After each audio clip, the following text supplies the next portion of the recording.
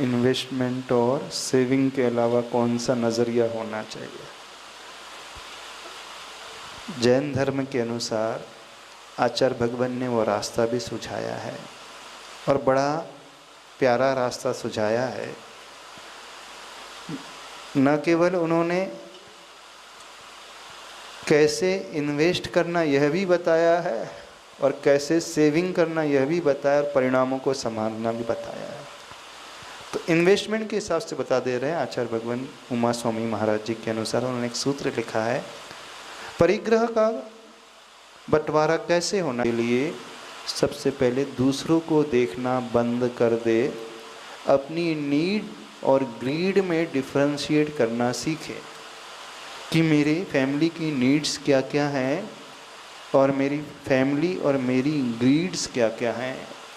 तो 2 कॉलम बनाए फेयरली कि वास्तव में मेरी नीड्स कौन कौन सी हैं। तो नीड को वो नोट डाउन करे और बाइफरकेट करे, ग्रीड की कॉलम में क्या क्या आ रहा है।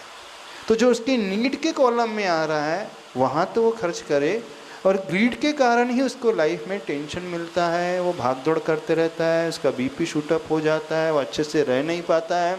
तो वो उसकी जो ग्रीड निर्मित हो रही है वो वास्तव में सही में उसी की है कि अन्यों से कंपेयर करके, नेबर को देख करके, सोसाइटी को देख करके पैदा हो रही है। तो दूसरों को देख करके वो ग्रीड पैदा कर रहा है। तो थोड़ा सा समझदारी का परिचय दे, मेरी जितनी चादर है मैं उसके अनुरूप ही अपने आप को, अपने परिवार को बनाऊंगा। क्यों मुझे आईफोन लेना पड़े, छोटे फ़ोन से भी काम चल सकता है, 20,000 के फ़ोन से भी काम चल सकता है, तो 20,000 का फ़ोन लेकर के चलूँगा। क्यों मुझे सीडान क्लास की तो लग्जरी कार चाहिए, एक 4 व्हीलर है, छोटी वाली भी चल सकती है। दुनिया भले भी कुछ कहे लेकिन हम सेटिस्फाइड है कि नहीं, तो वह अपने जीवन में खर्चा जो है अपनी ज़रूरतों को देख करके करे, न कि तृष्णा को, लालच को देखते हुए करे।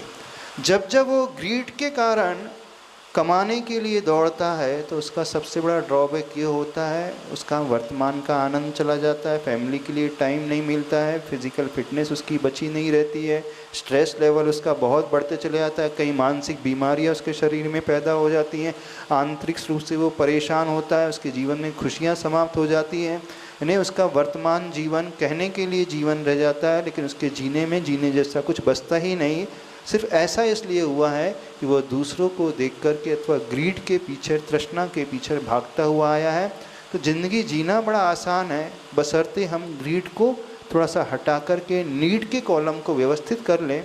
तो जितना आप अर्न कर रहे हो उतने में ही बहुत अच्छा अपना जीवन जी सकते हो और फ्यूचर प्लानिंग भी प्रॉपरली कर सकते हो।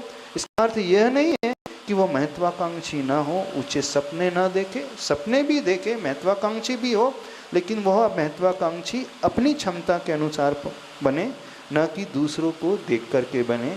यदि यह थॉट प्रोसेस वो बना लेगा तो वो बहुत अच्छा जीवन अपने लिए भी ला सकता है और फैमिली के लिए भी ला सकता है।